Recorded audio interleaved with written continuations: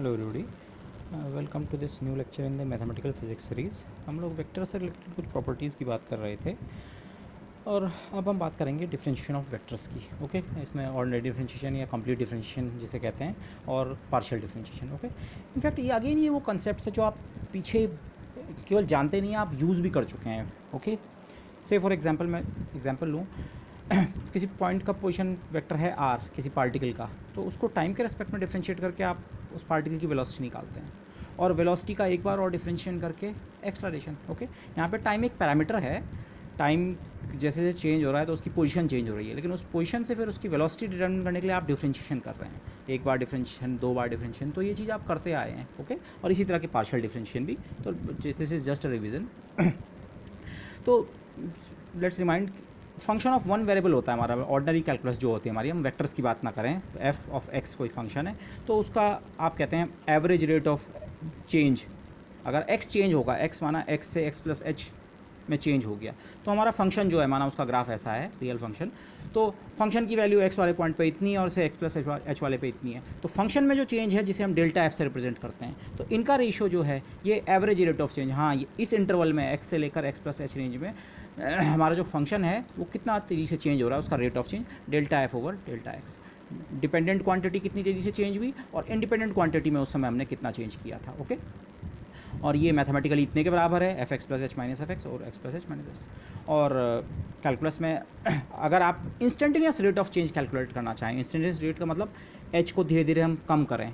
Okay ये इस पूरे इंटरवल के लिए एवरेज रेट ऑफ चेंज है, लेकिन अगर आप एच को धीरे धीरे कम करें और मैथमेटिकल प्रोसीजर जिसे हम लिमिटिंग प्रोसीजर कहते हैं, if h tends to zero, तो आपको जो रेट ऑफ चेंज एफ का मिलेगा वो अगेन रेट ऑफ चेंज होगा, पर वो जस्ट इस वाले पॉइंट पे होगा और उसी को हम क्या कहते हैं, डेरिवेटिव कहते हैं। ओके डिफरेंशिएशन जिसे आप कहते हैं, limit h tending to zero delta f over delta x. मैंने यहाँ डेल्टा एक्स यूज़ किया है, डेल्टा एक्स इस और इसका डिफरेंस है। ओके तो limit h tending to zero, इस तरह से आप ऑर्डिनरी कैलकुलस में डेरिवेटिव डिफाइन करते हैं। तो वही आइडिया वेक्टर्स में भी आता है। अभी मैं एक पर्टिकुलर एग्जांपल ले रहा हूँ, अगेन ये यही वाला वेलोसिटी और पोजीशन वेक्टर का रिलेशन। माना कोई पार्टिकल है वो किसी पाथ के अलॉन्ग मूव कर रहा है। ओके आपने कहीं पे ओरिजिन लिया कोऑर्डिनेट सिस्टम का, उसके रेस्पेक्ट में किसी गिवन टाइम टी पे माना उसका पोजीशन वेक्टर आर ये है, पार्टिकल यहाँ पे था। ओके पोजीशन वेक्टर आप जानते हैं, किसी पार्टिकल की किसी इंस्टेंट पे जो लोकेशन है, पोजीशन है, उसको ओरिजिन से ज्वाइन करने वाला जो वेक्टर होता है पोजीशन वेक्टर, तो किसी इंस्टेंट टी पे उसका पोजीशन वेक्टर ये है। और थोड़ी देर बाद पार्टिकल माना से इसी पाथ के अलॉन्ग मूव कर रहा था और वो यहाँ पहुँच गया, T plus d T time पे उसका पोजीशन वेक्टर चेंज होकर ये बन गया। पहले पोजीशन वेक्टर ये वाला था, अब ये वाला। ओके यहाँ पे T basically time is a parameter. Okay general case में हमारे पास पैरामीटर कोई और चीज़ भी हो सकती है, और यूजुअली मैकेनिक्स में जहाँ मोशन की बात हम करते हैं वहाँ पे टाइम हमारा एक पैरामीटर की तरह वर्क करता है, but otherwise general mathematical sense में आपकी और भी क्वांटिटीज़ कोई भी चीज़ पैरामीटर हो सकती है। ओके आपका वेक्टर मतलब पैरामीटर का मतलब क्या है, आर जो है टी का फंक्शन है, टी के साथ चेंज हो रहा है। तो इन जनरल में आर को आप सोचिए किसी क्वांटिटी पी का फंक्शन है, पी चेंज हो रहा है, पी पैरामीटर है वो चेंज हो रहा है, तो हमारा आर या कोई भी जनरल वेक्टर ए क्या हो रहा है उसके साथ चेंज हो रहा है, तो हम कह रहे हैं हमारा वेक्टर उस पैरामीटर पे डिपेंड कर रहा है। जैसे यहाँ पे r position vector t time parameter पे डिपेंड कर रहा है। ओके अच्छा इनफैक्ट ये पाथ की डेफिनेशन है जो आप आर टी कह रहे हैं, आप हर टाइम पे अगर आपको उसका आर पता है तो इनफैक्ट आपको उस पार्टिकल का पाथ पता है। ओके और अगर आप इसे कोऑर्डिनेट्स के टर्म में लिखें तो r t equal to x t i plus y t j plus z t k. Basically आपको इस तरह से सोचना है, टाइम के साथ जो वेरिएशन है पार्टिकल का, एक्स कोऑर्डिनेट वेरी हो रहा है, उसका वेरिएशन सम एक्स टी फंक्शन से कंट्रोल हो रहा है। ओके वाई कोऑर्डिनेट ये चेंज हो रहा है और जेड कोऑर्डिनेट चेंज हो रहा है, इनकी कुछ फंक्शनल फॉर्म हो सकती है। फॉर एग्जांपल एक्स टी हो सकता है माना टी स्क्वायर के बराबर हो, फॉर एग्जांपल टाइम के साथ उस पार्टिकल का एक्स कोऑर्डिनेट हो सकता है टी स्क्वायर, क्वाड्रेटिकली वेरी कर रहा हो, और ऐसी वाई टी कोई फंक्शन ऑफ टाइम हो सकता है, जेड टी कोई फंक्शन ऑफ टाइम हो सकता है। तो ये ओके तो फिर जो ये वेलोसिटी है जो कि D R upon d T जिसे हम कहते हैं डिफरेंशिएशन, वो बेसिकली लिमिटिंग प्रोसीजर में वो ये चीज़ है, आप ये वाले वेक्टर में से थोड़ा बाद वाले इस टाइम इंस्टेंट पे जो वेक्टर है पोजीशन वेक्टर, उसमें से इनिशियल पोजीशन वेक्टर को सब्ट्रैक्ट कीजिए, r at t plus d t में से आर टी, ये इसका काउंटर पार्ट, और अपॉन डी टी वो कितने टाइम इंटरवल में ये प्रोसेस हुई, t plus d t later time है और इनिशियल टाइम टी है, तो इसमें से इसे सब्ट्रैक्ट करें तो टाइम का जो गैप है वो डी टी के बराबर है। तो लिमिट अगर आप d t tends to zero करके प्रॉपर्ली इस एक्सप्रेशन की लिमिट अगर ले सकें तो वही होता है हमारा जिसे आप डिफरेंशिएशन ऑफ वेक्टर कहेंगे। अब की बार आप जिस चीज़ को डिफरेंशिएट कर पाए हैं वो ये आर है, आपने एक वेक्टर पोजीशन वेक्टर को डिफरेंशिएट कर दिया। ओके और पोजीशन वेक्टर के डिफरेंशिएशन को हम वेलोसिटी कहते हैं। आप यहाँ पे अगर नॉर्मल एनालिसिस लगाएं, वेक्टर माइनस वेक्टर दोनों एक तरह के वेक्टर हैं, तो वेक्टर माइनस वेक्टर वेक्टर बनेगा, और आपने इसे एक स्केलर से डिवाइड किया है, पैरामीटर या स्केलर से डिवाइड किया है, ओके, तो ओवरऑल ये क्वांटिटी क्या बन रही है, वेक्टर। वेक्टर का डिफरेंशिएशन अगेन आपको वेक्टर देता है, सेम वेक्टर नहीं, क्योंकि डायमेंशनली वो चीज़ चेंज हो जाएगी, उसकी यूनिट्स चेंज हो जाएंगे, क्योंकि आप किसी स्केलर से डिवाइड कर रहे हैं। आर पोजीशन वेक्टर मीटर्स में, ओके, वेलोसिटी मीटर पर सेकंड, ओके, लेकिन मिलेगा वेक्टर ही, तो डिफरेंशिएशन करके आपको स्टिल क्या मिल रहा है, वेक्टर मिल रहा है, ओके। और मोर जनरल केस में जैसे मैं आपको यहाँ पे कह रहा था, इस एग्जांपल में तो हमारा पैरामीटर टाइम ही था, हम टाइम ही की तरह सोच रहे थे कि हाँ टाइम पैरामीटर है, टाइम चेंज हो रहा है तो एक्स कोऑर्डिनेट चेंज हो रहा है, वाई कोऑर्डिनेट चेंज हो रहा है, जेड कोऑर्डिनेट चेंज हो रहा है, तो आर चेंज हो रहा है, और फिर हम उसको डिफ्रेंशिएट कर सकते हैं, ओके। लेकिन मोर जनरली केस में ऐसा हो सकता है, आपका जो वेक्टर फंक्शन है, आर के बजाय कोई और वेक्टर फंक्शन होगा, माना ए, और उसके कंपोनेंट्स होंगे ए एक्स, ए वाई, ए जेड, तो वो एक से ज़्यादा पैरामीटर्स पे भी डिपेंड कर सकते हैं, ऐसा हो सकता है, ओके। एक पैरामीटर पी या बहुत सारे P1, P2, P3, ओके। अच्छा, लेकिन अब हमें एक इंपॉर्टेंट कंसेप्ट की बात करनी है, जब मल्टीपल पैरामीटर्स होंगे तो हमें वहाँ पे पार्शियल डिफरेंशिएशन की बात करनी होगी, बट बिफोर दैट एक और बहुत इंपॉर्टेंट कंसेप्ट है, scalar and vector fields. Again ये टर्मिनोलॉजी आप यूज़ करते आए हैं, पर इसको क्लियरली आप समझ लें, इसका नोशन क्या है। माना आप टेम्परेचर की बात कर रहे हैं, टेम्परेचर हम जानते हैं कि स्केलर क्वांटिटी है, ओके, टेम्परेचर टी स्केलर। आप किसी एक पॉइंट पे टेम्परेचर की बात कर रहे हैं, यहाँ पे का टेम्परेचर से 30 degree centigrade, okay, that's okay, आप कह रहे हैं एक स्केलर क्वांटिटी है। लेकिन से आपके पास एक रूम है, फॉर एग्जांपल 3 डायमेंशन में कोई वॉल्यूम है, और उस वॉल्यूम के हर एक पॉइंट पे अगर आप टेम्परेचर की बात करें, माना किसी कोई कमरा है, जिस कमरे में आप बैठे हुए हैं उसी को सोचें, उसके हर पॉइंट पे जो एयर मौजूद है उसका टेम्परेचर होगा, और सब जगह वो टेम्परेचर कोई ज़रूरी नहीं है बराबर हो। तो फॉर एग्जांपल जैसे मैंने इस फिगर में इंडिकेट करने की कोशिश किया, माना ये 3 डायमेंशन में कोई वॉल्यूम है, और इसके इस पॉइंट पे टेम्परेचर 41 है, और यहाँ 30 और 40, और ये मैंने हर पॉइंट पे टेम्परेचर किसी इंस्टेंट पे मेज़र किया बाय सम मेथड, ये, और ये तो मैंने कुछ पॉइंट्स दिखाए हैं। मैं हर एक पॉइंट एक्स वाई जेड कहीं भी इस कमरे में एक पॉइंट मार्क करूं, यहाँ पे या यहाँ पे या यहाँ पे या यहाँ पे, कहीं भी अगर एक पॉइंट मार्क करूं, एक पॉइंट मार्क करने का मतलब उसके 3 कोऑर्डिनेट्स हैं एक्स वाई जेड, हर पॉइंट एक्स वाई जेड के करस्पॉन्डिंग मैं एक टेम्परेचर लिख सकता हूँ, कुछ टेम्परेचर होगा। तो T at x y z, आप माना इस वाले पॉइंट की बात कर रहे हैं, इस पॉइंट के कोऑर्डिनेट्स माना 137 है, तो टी एट 137 कितना है, वो यहाँ का टेम्परेचर बताएगा, टी एट ये। तो यहाँ पे आप जिस क्वांटिटी की बात कर रहे हैं ये एक स्केलर फील्ड है, स्केलर तो है, हर पॉइंट पे टेम्परेचर एक स्केलर होता है, पर आप जस्ट किसी एक पॉइंट के टेम्परेचर की बात नहीं कर रहे हैं, आप पूरे फील्ड का मतलब एक्स वाई जेड, पूरे हर उस वॉल्यूम में, पूरे वॉल्यूम में हर पॉइंट पे के साथ आप एक टेम्परेचर, एक स्केलर क्वांटिटी एस्टिमेट कर रहे हैं, तो इस चीज़ को हम कहते हैं स्केलर फील्ड, ओके। आप माइंड में इस तरह से इमेजिन करने की, पिक्चर बनाने की कोशिश कर सकते हैं कि स्केलर फील्ड का मतलब वो हर पॉइंट पे, पॉइंट का मतलब एक्स वाई जेड, एक पॉइंट, एक लोकेशन एक्स वाई जेड से डिटरमिन होती है, इसके एक्स वाई जेड अलग वैल्यू है, इसके लिए एक्स वाई जेड अलग है, इसके लिए अलग, इसके लिए अलग, तो हर पॉइंट का मतलब एक एक्स वाई जेड की वैल्यू, एक एक्स वाई जेड का एक कॉम्बिनेशन। तो हर एक्स वाई जेड पे आप सोचिए एक नंबर लिख रखा है, माना टेम्परेचर की बात हो रही है तो हर पॉइंट पे टेम्परेचर लिखा हुआ है, कोई दूसरी चीज़ की बात हो रही है, जो भी स्केलर क्वांटिटी है वो लिखी हुई है, तो इस तरह से आप स्केलर फील्ड, एक पॉइंट पे नहीं पूरे में डिस्ट्रीब्यूशन है, ओके। तो ये हो गया हमारा स्केलर फील्ड। रफली ये डेफिनेशन नहीं बोलना चाहिए मुझे इसे, पर ध्यान रखने के लिए this is very good. Scalar at each point is a scalar field, okay. एक ही तरह का स्केलर यहाँ भी, यहाँ भी, यहाँ भी, हर पॉइंट के साथ, हर एक्स वाई जेड पॉइंट के साथ आप एक स्केलर एस्टिमेट कर दें तो वो क्या है, एक स्केलर फील्ड, ओके। से फॉर एग्जाम्पल माना 2 डायमेंशन में एक एग्जाम्पल लें, 3 की भी मुझे जरूरत नहीं है, फॉर सिंप्लिसिटी आप सोचिए, माना जैसे आपके पास कोई तवा है, हॉट प्लेट टाइप की चीज़ है। अब नॉर्मली हमारा तवा तो ऐसा होता है, उसके सेंटर पे टेम्परेचर ज़्यादा होता है, और बाहर फिर मतलब बाहर से मतलब हीट सोर्स से दूर टेम्परेचर कम होता जाएगा, माना उसका साइज़ काफ़ी बड़ा है और हीट सोर्स सेंटर में है, तो सेंटर में टेम्परेचर ज़्यादा है।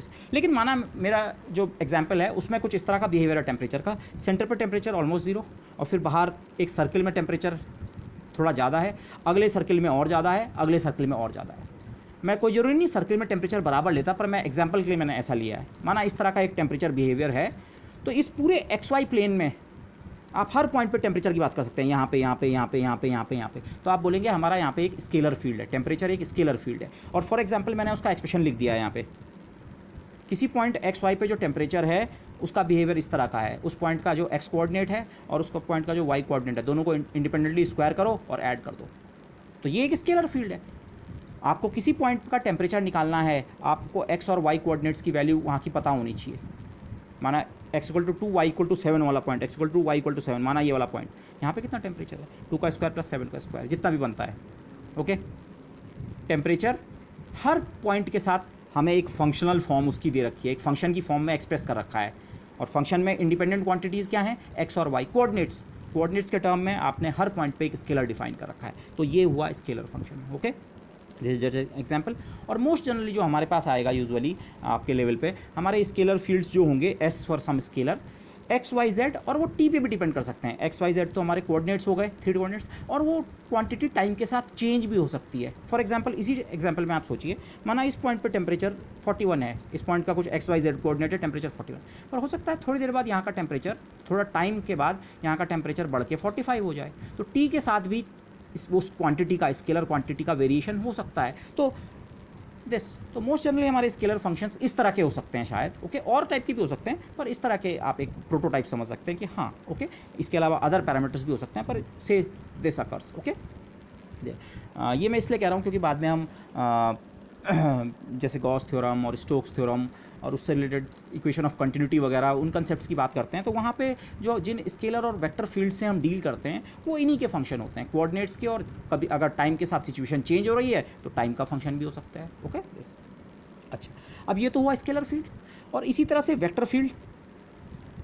पहले इस डेफिनेशन को जनरलाइज कर दें, अगर हर पॉइंट पे एक वेक्टर है, और वेक्टर एक ही तरह का होना चाहिए, ओके, हर पॉइंट पे एक ही तरह से, मेरा मतलब क्या है, आप ऐसा ना सोचें यहाँ पे हमने टेम्परेचर स्केलर ले रखा है, यहाँ पे मास वाला ले रखा है, यहाँ पे कोई तीसरा वाला, यहाँ पे कोई चौथा वाला, नहीं, एक ही तरह का जो वो है स्केलर हर पॉइंट पे आपने डिफाइन किया है सिस्टम के लिए।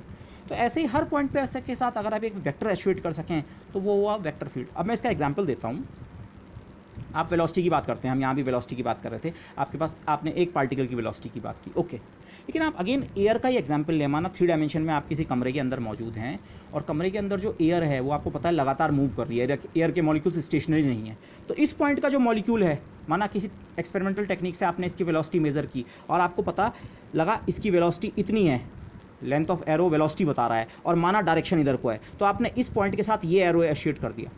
फिर आपने इस पॉइंट की वेलोसिटी मेज़र की, माना यहाँ का मॉलिक्यूल इधर को जा रहा था और इसकी वेलोसिटी इतनी थी, और यहाँ का मॉलिक्यूल की वेलोसिटी थोड़ा कम थी, तो एरो की लेंथ थोड़ा छोटी बनी और वो इधर को जा रहा था। तो आप हर पॉइंट के साथ इस पूरे कमरे में अगर आप वेलोसिटी फील्ड की बात करें, वेलोसिटी वेक्टर फील्ड, तो इसका मतलब क्या है, हर पॉइंट, ये इस पॉइंट के साथ एसोसिएटेड वेलोसिटी ये वाली है, इस पॉइंट के साथ एसोसिएटेड वेलोसिटी ये वाली है, इस पॉइंट के साथ एसोसिएटेड से मेरा मतलब है at each location x y z आप एक वेलोसिटी वेक्टर की बात कर सकते हैं। वेलोसिटी की बात तो हम पहले भी कर रहे थे, पर वो सिंपली एक पॉइंट पार्टिकल की वेलोसिटी थी, लेकिन अब हर एक्स वाई जेड के साथ अगर एक वेलोसिटी वेक्टर आप एसोसिएट कर सकते हैं, तो आप बोलेंगे अब हम एक वेक्टर फील्ड की बात कर रहे हैं, velocity vector field. Okay, we ordinarily जो आप वेलोसिटी बोल रहे थे, लेकिन अब वी क्या है, हर एक्स वाई जेड के लिए आपने एक वी डिफाइन कर रखा है। Again V x y z का मतलब क्या है, किसी वेक्टर के 3 कंपोनेंट्स होते हैं, तो इसका वी एक्स कंपोनेंट जो है, वी एक्स का मतलब वी इस वेलोसिटी का एक्स कंपोनेंट आई डायरेक्शन वाला, ये भी एक्स वाई जेड तीनों पर डिपेंड करता है। ऐसे इसका वाई कंपोनेंट भी तीनों पर डिपेंड करता है या कर सकता है, इन जनरली हो सकता है किसी केस में ना करे, पर मोस्ट जनरली है। और ऐसे ही इसका जेड कंपोनेंट, वेक्टर होने का मतलब उसके 3 कंपोनेंट्स हैं, लेकिन उसका हर एक कंपोनेंट एक्स वाई जेड पे वेरी करता है। किस तरह से वेरी करता है वो केस टू केस आपको देखना पड़ेगा, आपको दिया होगा या निकालना होगा या वट एवर, बट ये है वेक्टर फील्ड। हर एक्स वाई जेड के साथ आपने एक velocity field, velocity vector associate कर रखा है। फॉर एग्जाम्पल ये वाला टर्म हो सकता है x² + y² टाइप का हो, एक्स और वाई की वैल्यू से ये फैक्टर डिटरमाइन होता है, ये x into y into z type का हो, या कोई भी एक्स वाई जेड का कोई फंक्शन। ओके, दिस कुछ एग्जांपल्स और भी आप देख सकते हैं, या इलेक्ट्रिसिटी मैग्नेटिज्म में आप इलेक्ट्रिक फील्ड मैग्नेटिक फील्ड की बात करते हैं, चार्ज यहाँ पे है, उसने यहाँ भी इलेक्ट्रिक फील्ड बनाया, यहाँ भी कॉज किया, यहाँ भी कॉज किया, यहाँ भी कॉज किया, यहाँ भी कॉज किया, यहाँ भी कॉज किया। जो आप एक्सप्रेशन लिखते हैं KQ/r² यूनिट वेक्टर r,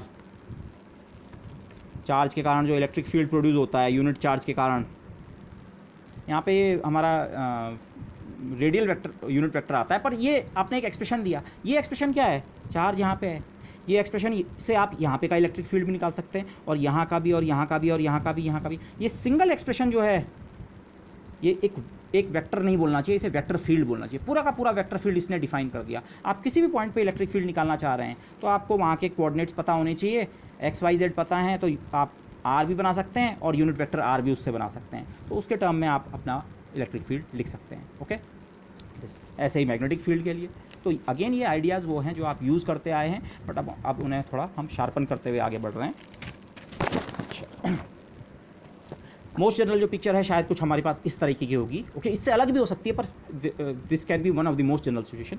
आपको कोई वेक्टर फील्ड दे रखा है ए, वो एक्स वाई जेड और टी सब का फंक्शन होगा। मुझे इसके आगे ब्रैकेट में लिखने चाहिए थे, ओके, मैं यहाँ पे मिस कर गया, तो मैंने फिर यहाँ नीचे लिखा है। लेकिन इसका मतलब क्या है, ए में एक एक्स कंपोनेंट है जिसे मैंने ए एक्स लिखा है, ए एक्स आई, लेकिन इसका ए एक्स कंपोनेंट भी एक्स वाई जेड टी चारों पर डिपेंड कर सकता है। कोई फंक्शनल फॉर्म होगी, जैसे ये इस तरह का कोई फंक्शन होगा, ये तो आर का फंक्शन है पर एक्स वाई जेड का कोई जनरल फंक्शन, और अगर टाइम के साथ सिचुएशन चेंज हो रही है तो टी का फंक्शन भी हो सकता है। ऐसे ही इस ए में एक वाई कंपोनेंट होगा, ए वाई जे, ये वाला वाई कंपोनेंट भी खुद एक्स वाई जेड और टी सबका फंक्शन हो सकता है। ये कन्फ्यूजन ना रखें कि ए एक्स कंपोनेंट का मतलब ये है कि ये केवल एक्स पे डिपेंड करेगा, नहीं, कोऑर्डिनेट उसके हिसाब से ये सब पे डिपेंड कर सकता है। ऐसे ही ए वाई, ऐसे ही A Z, okay. For example एक एग्जाम्पल मैंने यहाँ पे लिखा है, A equal to minus Y I plus X J, इसमें केवल दो कंपोनेंट्स हैं, के कंपोनेंट नहीं है, ओके। लेकिन आप इसका, अगर आप इसका एक्स कंपोनेंट बोलेंगे तो एक्स कंपोनेंट ये नहीं है। वेक्टर का एक्स कंपोनेंट उसे कहते हैं जो आई यूनिट वेक्टर के साथ आता है, तो यहाँ आई यूनिट वेक्टर के साथ ये मल्टीप्लाइड है। अगर आप इसे कंपोनेंट की फॉर्म में सोचें, ये है A x i plus A Y जे, और ए जेड की वैल्यू तो जीरो है, वो कंपोनेंट तो है ही नहीं, ओके। तो ये कन्फ्यूज़न ना रखें, इसको क्लियर कर लें, ओके। एक पॉइंट मैं यहाँ पे और कहना चाहूँगा, मैंने एग्जाम्पल्स आर्बिट्रीली लिख दिए या पीछे भी कुछ एग्जाम्पल्स बोले होंगे, ये हमें चेक करना ज़रूरी होगा क्या ये वेक्टर है। वेक्टर से मेरा मतलब ये है, जब हम टेंसर्स पढ़ेंगे तो हमें पता लगेगा, आप किसी भी आर्बिट्री कलेक्शन ऑफ ऑब्जेक्ट्स की something I plus something J plus something K आप लिख दें तो वो वेक्टर नहीं होता है। वेक्टर होने के लिए या वेक्टर फील्ड होने के लिए कुछ डेफिनेट ट्रांसफॉर्मेशन प्रॉपर्टी होनी ज़रूरी है। इस पॉइंट को आप बेटर अप्रिशिएट कर पाएंगे जब हम टेंसर्स पढ़ लेंगे। बट द पॉइंट मैं यहाँ पे जो रेज़ करना चाह रहा हूँ, मैं ऐसे ही अगर कोई एक्सप्रेशन लिख देता हूँ, इस केस पे मैं शायद लिख दूँ इस वाले चैप्टर को करते हुए, बट टेक्निकली जिसे हम वेक्टर फील्ड कहते हैं उसे वेक्टर फील्ड तभी कह सकते हैं जब उसके जो कंपोनेंट्स हैं ये किसी खास तरह से ट्रांसफॉर्म होते हैं, ओके। लेकिन इस लेक्चर में मैं उन चीज़ों का ध्यान नहीं रखूँगा, मैं आर्बिट्रली एग्जाम्पल कुक कर सकता हूँ इसलिए।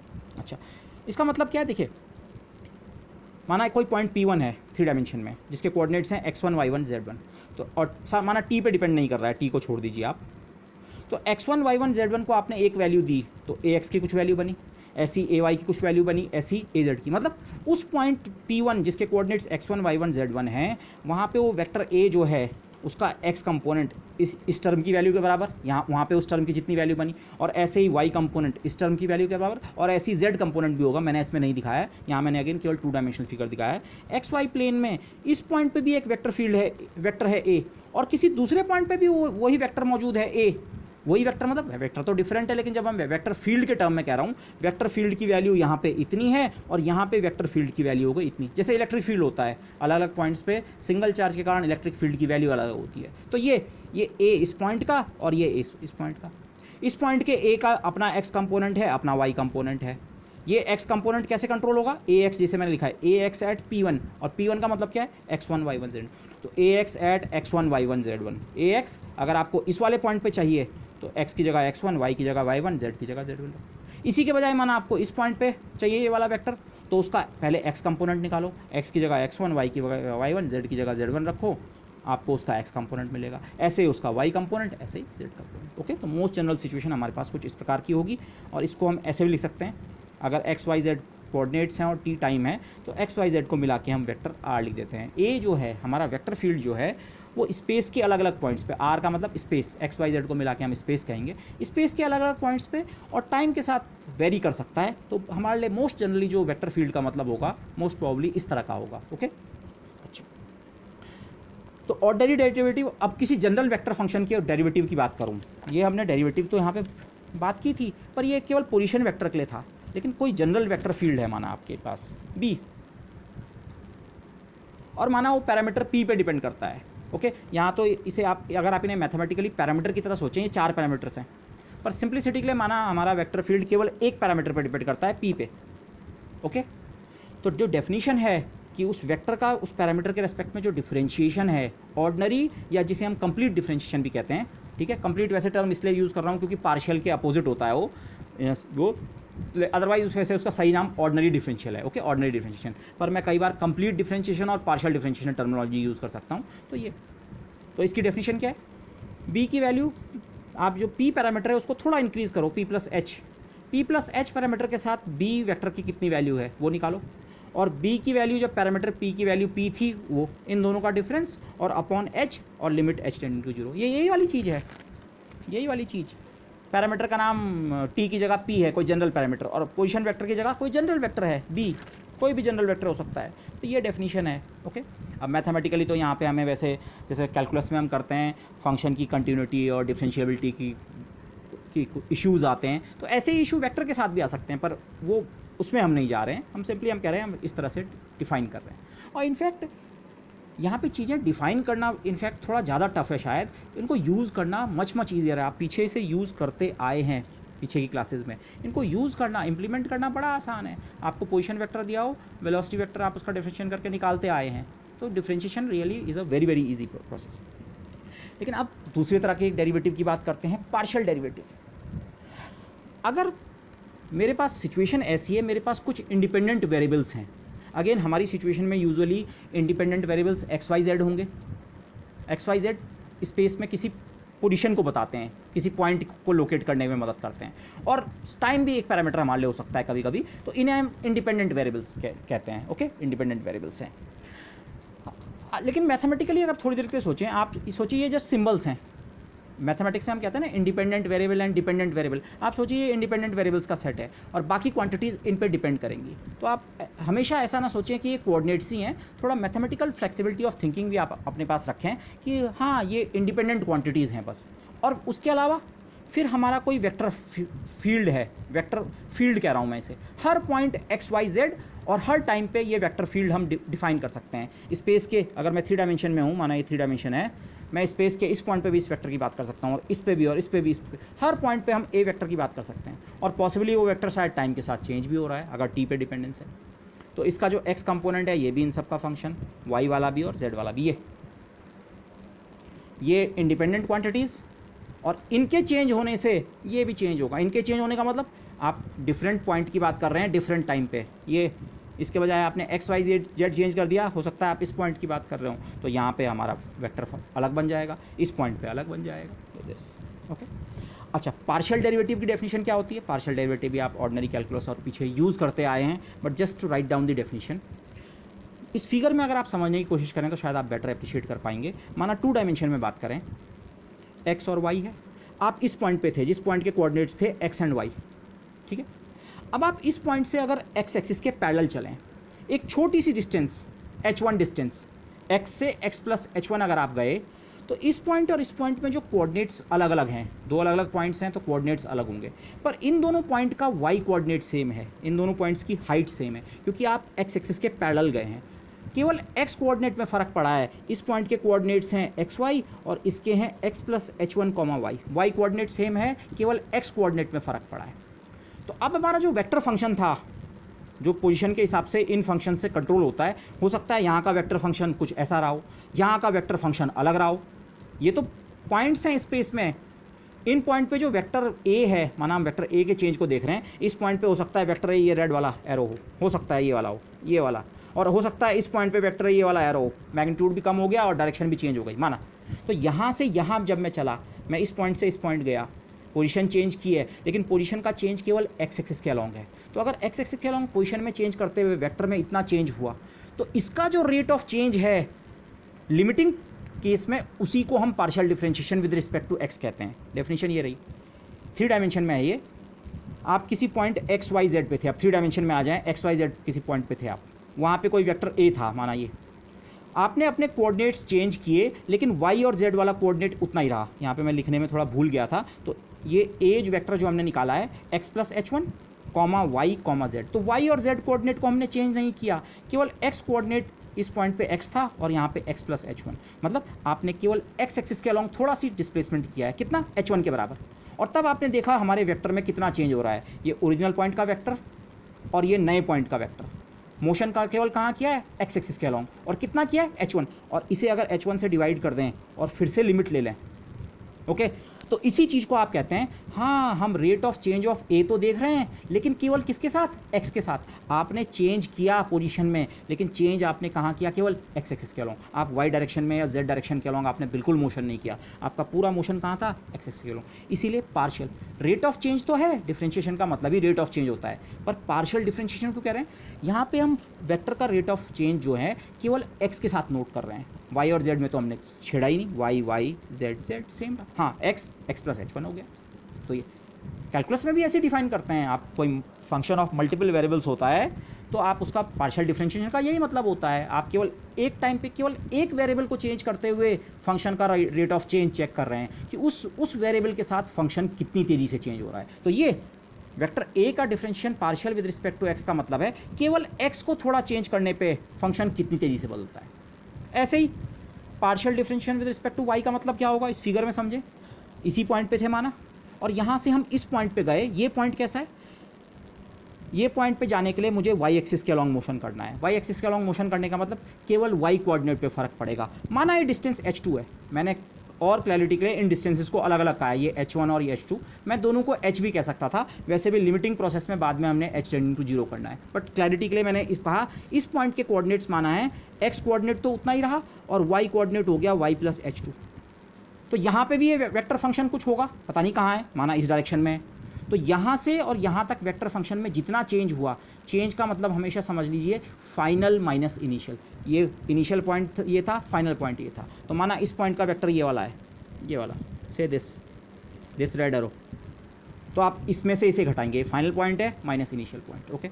इसमें से सब्ट्रैक्ट किया और 3 डायमेंशन में एक्स और जेड कोऑर्डिनेट तो सेम रहे, वाई कोऑर्डिनेट स्टार्टिंग पॉइंट पे वाई है, एंडिंग पॉइंट पे वाई प्लस h2, फिर h2 से डिवाइड कर दिया और लिमिट h2 टेंडिंग टू 0। तो आप फिर से a का रेट ऑफ चेंज ऑब्जर्व कर रहे हैं, लेकिन अब की बार y के साथ। y को चेंज करने पे कितनी तेज़ी से हमारा वेक्टर फंक्शन चेंज हो रहा है, x को चेंज करने से कितनी तेज़ी से चेंज हो रहा है, partial differentiation with respect to x, partial differentiation with respect to y, और सिमिलरली आप partial differentiation with respect to z भी डिफाइन कर सकते हैं। तो this is the partial differentiation, definition जो है वो ये है।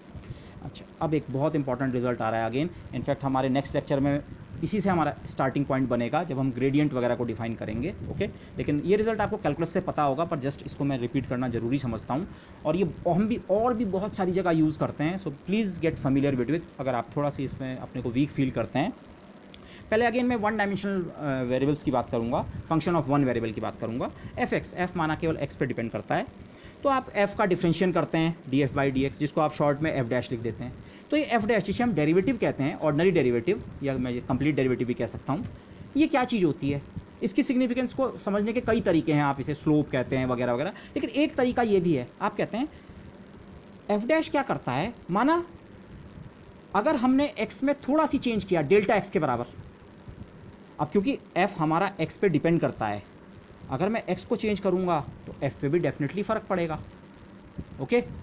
तो अगर मैं x में थोड़ा सी चेंज डेल्टा x करता हूं तो f में जितना चेंज होने वाला है वो हमें f डैश की मदद से मिलता है। f डैश को कहते ही हम रेट ऑफ चेंज है, ये परिवर्तन की दर है, रेट ऑफ चेंज है, और अगर x का चेंज इतना किया तो f का चेंज यहाँ से मिल जाएगा हमें, ओके। और अगर आप इसी को डिफरेंशियल फॉर्म में लिखें, इसकी बेटर फॉर्म ये है, डेल्टा एफ की जगह डी एफ और डेल्टा एक्स की जगह डी एक्स, ज़्यादा प्रॉपर रिलेशन ये है, ओके। इस रिलेशन को आप सोच सकते हैं ये इसी को डी एक्स को यहाँ क्रॉस मल्टीप्लाई करके ले आए, वैसे उसे क्रॉस मल्टीप्लिकेशन नहीं कहना चाहिए, mathematically D by D x अपने आप में पूरा एक सिंबल होता है, ऐसा नहीं है कि आपने डी एफ अलग लिया और डी एक्स अलग लिया और डिवाइड करके लिखा है, बट स्टिल ये चीज़ एटलीस्ट फिजिक्स में तो हम बहुत कॉमनली यूज़ करते हैं, ये डी एक्स को मैं ट्रांसपोर्ट करके यहाँ ले गया क्रॉस मल्टीप्लाई, तो ये एक्सप्रेशन, ओके। तो डेरिवेटिव को आप इस तरह सोचें, डेरिवेटिव क्या करता है, अगर f x पे डिपेंड कर रहा है तो x में अगर थोड़ा सी चेंज किया dx, तो f में जो चेंज उत्पन्न होगा df, वो इस इक्वेशन से आप निकाल सकते हैं। आपको डिफरेंशिएशन की वैल्यू पता होनी चाहिए, उसको चेंज इन इंडिपेंडेंट वेरिएबल से मल्टीप्लाई कर दो तो आपको चेंज इन डिपेंडेंट वेरिएबल मिल जाएगा, okay. How does small change in the independent variable, जो कि इस केस में x है, कंट्रोल इसका स्मॉल चेंज इसके स्मॉल चेंज को किस तरह से कंट्रोल कर रहा है, control the small change in the dependent variable f, hopefully ये चेंज भी स्मॉल होगा, ओके। तो इसका स्मॉल चेंज इसके स्मॉल चेंज को कैसे अफेक्ट कर रहा है वो हमें डेरिवेटिव बताता है, डेरिवेटिव रेट ऑफ चेंज होता है वन डायमेंशनल कैलकुलस में, दिस इज ओके। पर अगर माना से मैं 3 में भी नहीं जाता, केवल 2 डायमेंशन में जाता हूँ, ये है एक्स एक्सिस और ये है वाई एक्सिस, आपका कोई फंक्शन था g, जो कि एक्स और वाई दोनों पे डिपेंड करता है। आप इस पॉइंट पे थे, यहाँ पे जी फंक्शन की कुछ वैल्यू थी। अब वन डायमेंशन में तो क्या है, एक्स से आप एक्स प्लस एच पे ही जा सकते हैं, पीछे भी आ सकते हैं, मतलब एच की वैल्यू को नेगेटिव कर सकते हैं। लेकिन आप अगर मोशन के टर्म में क्या सोचें कि इंडिपेंडेंट वेरिएबल को जो हम चेंज कर सकते हैं केवल इसी एक्सिस के अलॉन्ग कर सकते हैं, एक्स से x plus one, x plus two, x plus three वगैरह वगैरह वगैरह, या minus one, minus two, minus three, तो वो सारे चेंजेस एक्स से x plus H one dimension में चेंज आप कर सकते हैं। और फिर आप देख रहे हैं हमारे फंक्शन पे क्या चेंज हो रहा है, फंक्शन का चेंज, ये इक्वेशन बताती है। इंडिपेंडेंट वेरिएबल का चेंज ये और फंक्शन का चेंज, फिर पता लग जाएगा।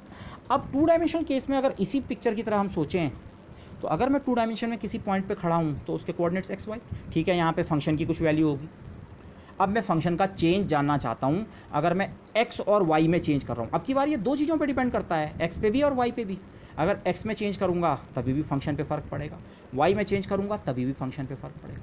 तो अब यहाँ पे चॉइस क्या है, मैं एक्स और वाई में कई तरह से चेंज कर सकता हूँ। कई तरह से चेंज करने का मतलब हो सकता है मैं इस पॉइंट से इस पॉइंट पे गया हूँ, इस पॉइंट पे जाते हुए मैं अगर एक्स एक्सिस के पैरेलल गया, केवल एक्स कोऑर्डिनेट चेंज होगा, वाई कोऑर्डिनेट सेम रहेगा, माना एक्स हो गया एक्स प्लस वन और वाई इतना ही।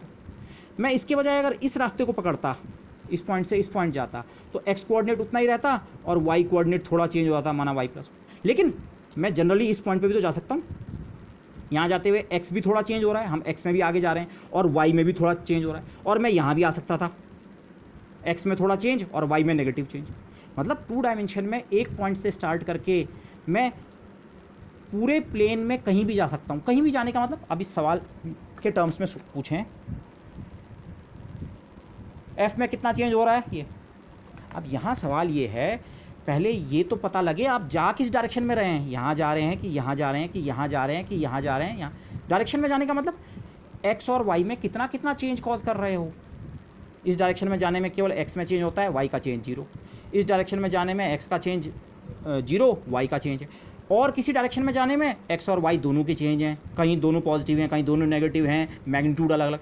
तो क्या इस केस में अगर मुझे इसी तरह का आइडिया एम्प्लॉय करना है, क्या मुझे इनफाइनाइट नंबर ऑफ डेरिवेटिव्स की जरूरत पड़ेगी। मतलब एक डेरिवेटिव इस डायरेक्शन के लिए जो ये बताएगा कि जब इस डायरेक्शन में जाते हैं तब कितना रैपिडली चेंज होता है, और जब फिर एक डेरिवेटिव इस डायरेक्शन के लिए कि भाई अगर आप इस डायरेक्शन में जा रहे हैं तो इस डायरेक्शन के लिए अलग डेरिवेटिव है, वो आपको अलग से निकालना पड़ेगा, और इस डायरेक्शन के लिए अलग, और इस डायरेक्शन के लिए अलग।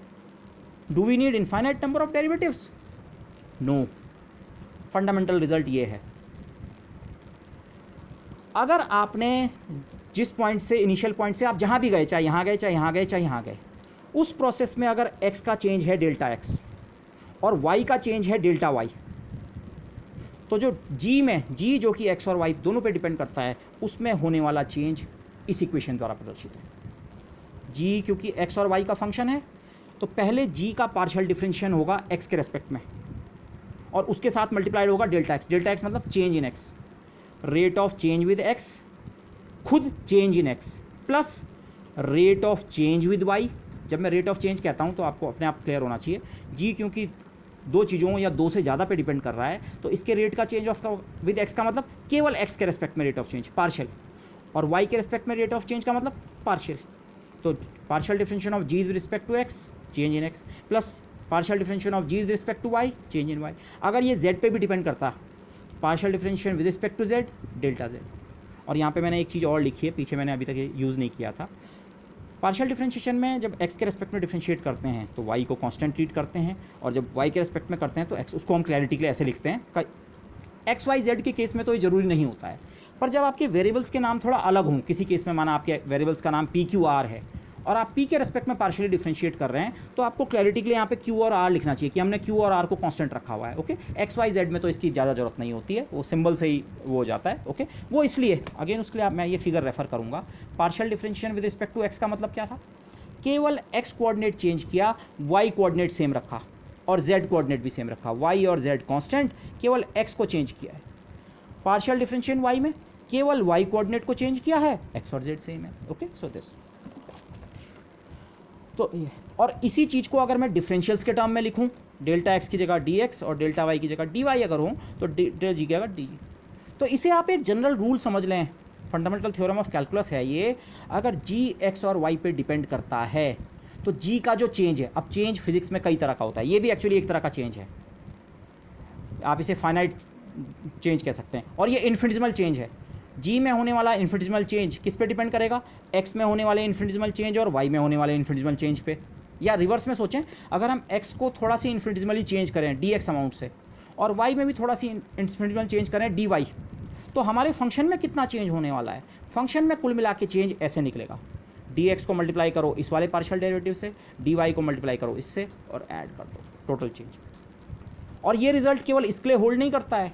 माना मैंने यहाँ पे कुछ चीज़ें लिखी हैं, जी अगर एक्स वाई का फंक्शन है तो ये दो रिलेशन तो होंगे ही, लेकिन माना इसके अलावा आपके पास मैथमेटिकली आपको D G upon d T निकालना है, एक को तीसरा पैरामीटर है टी, वो टाइम हो सकता है या कोई और पैरामीटर है, उसके रेस्पेक्ट में अगर आपको जी को डिफ्रेंशिएट करना है। ऑर्डिनरी कैलकुलस में भी आप एक चीज़ करते हैं, चेन रूल जिसे आप कहते हैं। माना जी अगर एक्स का फंक्शन होता है और आपको निकालना होता है डी बाई डी टी, तो आप कैसे करते हैं? आप कहते हैं अच्छा जी का डिफरेंशिएशन एक्स के रेस्पेक्ट में कर देंगे और खुद एक्स का डिफरेंशिएशन किसके? टी के रेस्पेक्ट में। ओके, देखो यहाँ पे क्या चीज़ भी थोड़ा इसको समझने की कोशिश कीजिए। इंडिपेंडेंट वेरिएबल एक्स है, तो ये जो राइट हैंड साइड का एक्सप्रेशन है, इसमें जो ऑपरेशन हम कर रहे थे, हम डी बाई डी टी का ऑपरेशन कर रहे थे। डी बाई डी टी को मैं एक ऑपरेशन कह रहा हूँ, डी बाई डी टी का ऑपरेशन हमने किया तो जी पे, पर जी तो खुद एक्स पे डिपेंड करता है। तो इस वाले एक्सप्रेशन में खुद क्या हुआ? डी बाई डी टी का ऑपरेशन किस पे अप्लाई हो गया? एक्स पे। आप ये ना सोचें ये भी डिफरेंशिएशन है ये भी डिफरेंशिएशन है, वो तो ठीक है, पर डी बाई डी टी वाला जो ऑपरेशन है, ये डी बाई डी टी का ऑपरेशन, ये तो किस पे ट्रांसफर हो गया? एक्स पे। लेकिन एक्स्ट्रा फैक्टर क्या आया? एक्स्ट्रा फैक्टर आया खुद जी का डिफरेंशिएशन किसके रिस्पेक्ट में? एक्स के रिस्पेक्ट में। ये इसी चीज़ का काउंटर पार्ट है टू डायमेंशन में। इसको यहाँ फिर से इसी तरह से सोचें, जी है एक्स और वाई का फंक्शन, और बाहर से आपने D by D T G पे ऑपरेट किया, तो राइट हैंड साइड का जो एक्सप्रेशन है उसमें क्या है? डी बाई डी टी एक बार तो एक्स पे अप्लाई हो गया और एक बार D by D T apply हो गया वाई पे। इंडिपेंडेंट वेरिएबल्स पे ट्रांसफर हो गया है आपका operation. D by D T को मैं एक ऑपरेशन कह रहा हूँ, तो माना मैं उसको कैपिटल डी से रिप्रेजेंट करूँ, तो लेफ्ट हैंड साइड मेरा डी जी है, और ये वाला टर्म जो है इसी लैंग्वेज में मैं उसे डी एक्स लिख सकता हूँ। डी बाई डी टी को मैंने कैपिटल डी लिखा है, तो ये डी एक्स है, और ये डी वाई। जो ऑपरेशन में जी पे परफॉर्म करना चाह रहा था उसकी वैल्यू कैसे निकलेगी? वो परफॉर्मेंस आप इंडिपेंडेंट वेरिएबल एक्स पे अप्लाई करो, वो ऑपरेशन इंडिपेंडेंट वेरिएबल वाई पे ऑपरेट करो। लेकिन इसके अलावा इनको आपको मल्टीप्लाई करना पड़ेगा, किससे? पार्शियल डेरिवेटिव से। ये भी इसी तरह का एक्सप्रेशन, अगर मैं इसे भी इस लैंग्वेज में लिखूँ, ये था डी जी बराबर ordinary differential into D T. यहाँ तो एक ही डिफरेंशिएशन था, जी केवल एक्स पे डिपेंड करता है जी का, लेकिन यहाँ तो जी एक्स और वाई दो पे डिपेंड करता है, तो इसमें आता है डेल जी अपॉन डेल एक्स और इसमें आता है डेल जी अपॉन डेल वाई। ओके, और ये केवल D G upon d T के लिए नहीं है। अगर आप पार्शियल डिफरेंशिएशन कर रहे होते, फिर से इसको पूरा एक ऑपरेशन समझो, ये अपने आप में एक ऑपरेटर है D by D T partial वाला, आपने इसे जी पे ऑपरेट किया, ये एक्स पे ट्रांसफर हो जाएगा और वाई पे ट्रांसफर हो जाएगा, और साथ में मल्टीप्लाइंग फैक्टर्स यही आएंगे। मतलब इसका एक बार अगर मैं एक्सप्रेशन लिखूँ, ये वाला टर्म बिल्कुल ऐसे का ऐसे आएगा, मैं कॉपी भी नहीं कर रहा हूँ। हाँ, ऑपरेशन हमारा डेल बाई डेल टी है, तो एक्स पे del by del t apply हो जाएगा, प्लस ये वाला टर्म ऐसे का ऐसे आएगा, ये partial derivative rate of change को बता रहे हैं। ओके, तो रेट ऑफ चेंज पे एक्स के कारण जो असर है और रेट ऑफ चेंज पे वाई के कारण जो असर है, वो मिला के इसका असर। ओके दिस, और ये हो जाएगा डेल वाई ओवर, ये भी यही चीज़ है। यहाँ पे जो कैपिटल डी का रोल इस डिफरेंशियल ने ले रखा है, ये भी इसी तरह का एक्सप्रेशन है। डिफरेंशियल हम जी का ले रहे हैं, पर जी तो खुद एक्स वाई पे डिपेंड करता है, तो डिफरेंशियल एक बार एक्स का आया और एक बार वाई का आया, लेकिन वो मल्टीप्लाई हुए, rate of change purely with respect to x, rate of change purely with respect to y से। ओके, सो होपफुली आप इसे जानते हैं पहले से। अगर आपको ये क्लियर नहीं है, इसको प्लीज़ 2-4 इसके सवाल करके इस चीज़ को क्लियर कर लें। ओके, ये हमारे इन डिस्कशंस में तो इंपॉर्टेंट होने वाला है, अदरवाइज फिजिक्स में इतना फ्रीक्वेंटली ये यूज़ होता है, ब्लाइंडली हम इसे यूज़ करते हैं। So please get familiar with these things. Okay, और लास्ट में मैंने इसे समराइज़ करके 3 डायमेंशनल केस में जस्ट लिखा है, अगर एफ एक्स वाई और जेड का फंक्शन है, तो डिफरेंशियल ऑफ एफ जो है, ओके, डी एफ को हम डिफरेंशियल ऑफ एफ कहते हैं, मतलब small change in F. Small change in F जो है वो स्मॉल चेंज इन एक्स से रिलेटेड होगा, और स्मॉल चेंज इन वाई से, और स्मॉल चेंज इन जेड से। इनके चेंज के कारण ही इसमें चेंज आएगा, पर वो प्रॉपर रिलेशन क्या है? स्मॉल चेंज इन एक्स को मल्टीप्लाई करो rate of change of f with x partial, d y को मल्टीप्लाई करो del f over del y से, और डी जेड को मल्टीप्लाई करो del f over del z. Okay, so this is expression. और mathematically तो आप इसे और वेरिएबल्स के लिए भी एक्सटेंड कर सकते हैं। माना आपके एफ डिपेंड करता है x y z t p 1 p 2 p 3, तो इसी तरह के और टर्म भी आ जाते हैं। ओके, डिफ्रेंशिएशन के कुछ रूल्स हैं, अगेन आप इन्हें यूज़ करते आए हैं, जस्ट रिमाइंडर, ये सारे रूल्स नहीं हैं बट कुछ इंपॉर्टेंट वंस, और ये ऑर्डिनरी और पार्शियल दोनों के लिए हैं। ओके, जैसे आप डबल डिफ्रेंशिएशन की बात करते हैं, d2a/dt² हम लिखते हैं। ओके, जैसे आप एक्सलेरेशन को लिखते हैं dv/dt और फिर सेकंड स्टेप पे लिखते हैं d2r/dt²। डबल डिफ्रेंशिएशन का मतलब क्या है, पहले एक बार डिफ्रेंशिएट करो जिस भी वेरिएबल के रेस्पेक्ट में कर रहे हैं, और फिर जो कुछ मिला उसको एक बार और डिफ्रेंशिएट। ओके, तो डबल डिफ्रेंशिएशन, जैसे एक्सलेरेशन dv/dt और v खुद dr/dt होता है, तो ये डबल डिफ्रेंशिएशन आप कहते हैं। Acceleration is the double differentiation of position. Okay, partial differentiation में भी डबल डिफ्रेंशिएशन इसी तरह से डिफाइन होता है। कोई किसी ए का पार्शियल डिफ्रेंशिएशन एक्स के रेस्पेक्ट में 2 बार, इसका मतलब पहले एक बार एक्स के रेस्पेक्ट में पार्शियल डिफ्रेंशिएट करो और फिर दूसरी बार करो। अच्छा, फिर आपके क्रॉस डेरिवेटिव्स भी हो सकते हैं।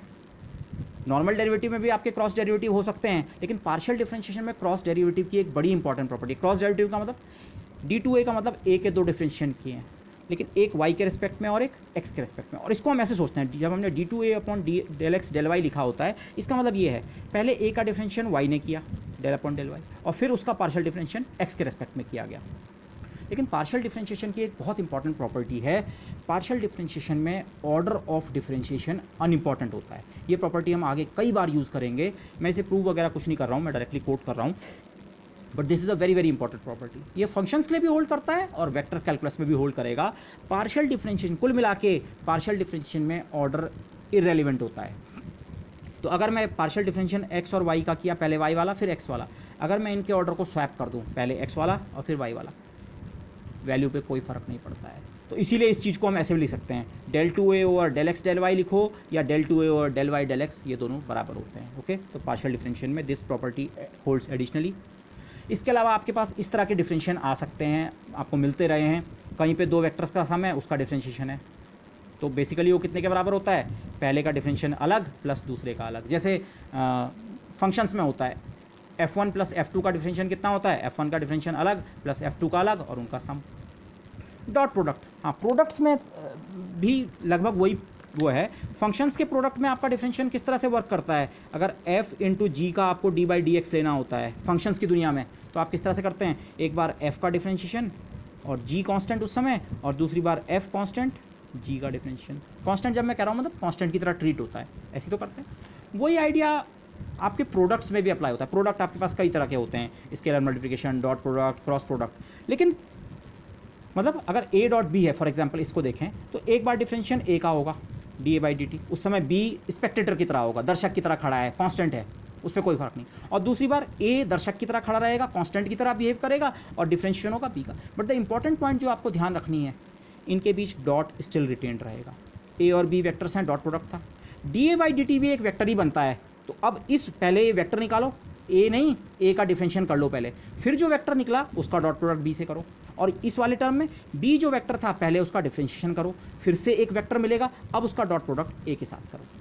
और डॉट प्रोडक्ट में तो आप जानते हैं ऑर्डर इंपॉर्टेंट नहीं होता है, a डॉट बी लिखो चाहे b डॉट a, तो इसीलिए इसे चाहे da/dt डॉट b लिखो या b डॉट da/dt, फ़र्क नहीं पड़ेगा। पर वो अच्छी प्रैक्टिस नहीं है। वो अच्छी प्रैक्टिस क्यों नहीं है, क्योंकि क्रॉस प्रोडक्ट में ऑर्डर इंपॉर्टेंट होता है, क्रॉस प्रोडक्ट में आप ऑर्डर को चेंज नहीं कर सकते हैं आर्बिट्रेरली। तो इसलिए बेटर है आप हमेशा इस डिफरेंशिएशन में, इस लेफ्ट हैंड साइड में a पहले b बाद में, ठीक है, d/dt जहाँ भी अप्लाई हुआ a पहले b बाद में, a पहले b बाद में, आप इस ऑर्डर को मेंटेन करें तो आपको सुविधा होगी। ऐसे ही हमने स्केलर मल्टीप्लिकेशन की बात की थी, किसी स्केलर से कोई वेक्टर मल्टीप्लाइड है तो ओवरऑल आपको एक वेक्टर मिलता है, और उसका अगर आप डिफरेंशिएशन करें तो फिर से भी यहाँ भी वही प्रिंसिपल अप्लाई होगा। एक बार s का डिफरेंशिएशन होगा, उस समय a कांस्टेंट की तरह, स्पेक्टेटर की तरह, और दूसरी बार s कांस्टेंट की तरह a का डिफरेंशिएशन। यहाँ कोई डॉट या क्रॉस नहीं है। ओके, ये स्केलर का वेक्टर से मल्टीप्लिकेशन है, जिसे हम स्केलर मल्टीप्लिकेशन कहते हैं, स्केलर प्रोडक्ट नहीं, स्केलर मल्टीप्लिकेशन। स्केलर प्रोडक्ट तो ये वाला है, डॉट प्रोडक्ट वाला, ये स्केलर मल्टीप्लिकेशन। यहाँ भी वही रूल, इवन क्रॉस प्रोडक्ट में भी वही रूल है। इस और इस फॉर्मूले में कुछ चेंज नहीं है, डॉट की जगह यहाँ क्रॉस है, यहाँ इस डॉट की जगह क्रॉस, इस डॉट की जगह वही यही वाला रूल है बेसिकली, यही। लेकिन अब f और g हमारे वेक्टर्स हैं और उनके बीच में डॉट या क्रॉस है, तो डिपेंडिंग ऑन, जब डॉट है तो डॉट रहेगा, क्रॉस है तो क्रॉस रहेगा। ओके, इस वाले केस में ऑर्डर बहुत इंपॉर्टेंट है, तो इसलिए बेटर हमेशा है, यहाँ a पहले b बाद में है तो a पहले b बाद में, a पहले b बाद में, आप हमेशा ऑर्डर मेंटेन करेंगे तो गलती नहीं होगी। Okay, so be very careful about maintaining the order. इसी को आप ट्रिपल प्रोडक्ट में भी एक्सटेंड कर सकते हैं, ठीक है, सेम आइडिया। माना मैं जस्ट एक एग्जांपल मैंने लिखा है, A dot B cross C हमारा वेक्टर ट्रिपल प्रोडक्ट होता है, sorry scalar triple product, final चीज़ स्केलर मिलती है, this is the scalar triple product, okay, A dot B. अगर आप इसका डी बाई डी टी ले रहे हैं तो एक बार ए का डी बाई डी टी होगा, एक बार बी का, एक बार सी का, एक बार ए का, एक बार बी का, एक बार सी, केवल एक टर्म का, एक वेक्टर का एक बार हो रहा है। और डॉट और क्रॉस जहाँ थे वो वहीं रहेंगे। वहीं रहने का मतलब ए वाले टर्म का डी बाई डी टी हो गया, पर ए डॉट था तो D A by D T dot, और बी और सी को तो छेड़ा ही नहीं, बी क्रॉस सी। यहाँ बी वाले टर्म का डिफ्रेंशिएशन हो गया, पर बी क्रॉस सी था तो अब D B by D T cross C, और ए वैसे का वैसी ए डॉट। डॉट और क्रॉस की पोजीशन पे कोई फ़र्क नहीं पड़ा, बस।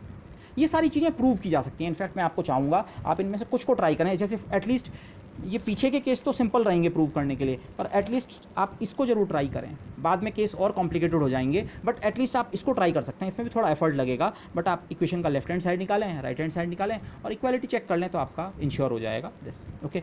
ऐसे ही मैंने इसका एक्सप्रेशन लिखा भी नहीं है, पर आप इसे भी जनरलाइज कर सकते हैं, ओके। वेक्टर ट्रिपल प्रोडक्ट जो होता है, for example A cross B cross C का डी बाई डी टी लें तो सिमिलर एक्सप्रेशन मिलेगा। 3 टर्म मिलेंगे, एक बार ए का डिफरेंशिएशन, एक बार बी का, एक बार सी का, उनके बीच क्रॉस हमेशा इसी ऑर्डर में। इसी ऑर्डर से मेरा मतलब बी और सी वाला जो टर्म है उसका ब्रैकेट अलग होगा और ए वाला टर्म बाद में उनके साथ क्रॉस होगा, ओके। पार्शियल डिफरेंशिएशन में भी सिमिलर रूल अप्लाई होता है। ये नॉर्मल डेरिवेटिव ऑर्डिनरी डेरिवेटिव में था, अगर इसकी जगह मैं डेल बाई डेल टी ले लेता यहाँ तो यहाँ सब जगह डेल बाई डेल टी होता है, पार्शियल हो जाता है। बाकी मैंने इसीलिए मैंने यहाँ का पूरा एक्सप्रेशन लिखा भी नहीं है, मैंने फर्स्ट टर्म करस्पॉन्डिंग लिखा। माना यहाँ टी के बजाय माना मैं एक्स के रेस्पेक्ट में पार्शियल डिफरेंशिएट कर रहा हूँ ए डॉट बी क्रॉस सी को, तो एक बार ए का पार्शियल डिफरेंशिएशन एक्स के रेस्पेक्ट में, बी और सी वाले टर्म वैसे ही डॉट और क्रॉस अपनी पोजीशन पे। दूसरी बार बी वाले टर्म का पार्शियल डिफरेंशिएशन एक्स के रेस्पेक्ट में, ए और सी वैसी ही, डॉट और क्रॉस वैसी, और तीसरी बार वही चीज़ सी के साथ, ओके। तो मैंने पूरा लिखा भी नहीं है। तो जैसे ऑर्डिनरी कैलकुलस में जो रूल्स अप्लाई होते हैं, वेक्टर कैलकुलस में भी डिफरेंशिएशन के ऑलमोस्ट सेम रूल है। मैं ऑलमोस्ट इसलिए कह रहा हूँ डॉट और क्रॉस का ध्यान रखते हुए, ओके। डॉट और क्रॉस की पोजीशन को आप ना चेंज करें, तब तो आप कह सकते हैं वो ऑर्डिनरी डिफरेंशिएशन की तरह ही अप्लाई होता है, ओके। तो केयरफुली आप इन चीज़ों को कर सकते हैं। कुछ और एग्जाम्पल लें, जैसे डिफरेंशियल होता है r position vector x i plus y j plus z k, ये तो आप यूज़ करते ही हैं। और फिर आप डी आर लिखते हैं, small displacement vector, small displacement particle को यहाँ से यहाँ जरा सी फोर्स से मूव किया, स्मॉल डिस्प्लेसमेंट डी आर। तो डी आर बराबर D x i plus D Y j plus D Z के। डिफरेंशियल आप लेंगे ऑर्डिनरी कैलकुलस में एफ प्लस जी का डिफरेंशियल आप लेते हैं तो कितना बनता है, D F plus D G. और कांस्टेंट का डिफरेंशियल कितना होता है, माना आप differential of c times f लें तो सी बाहर आ जाता है और डिफरेंशियल केवल किसका होता है, एफ। ये वहीं से बना है, आप इसे ऐसे सोच सकते हैं। अगर आप इस एक्सप्रेशन का डिफरेंशियल ले रहे हैं तो इस फर्स्ट टर्म का डिफरेंशियल होगा, सेकंड का होगा, थर्ड का, तीनों का अलग अलग। अब आई जे और के जो होते हैं ये कांस्टेंट यूनिट वेक्टर्स हैं।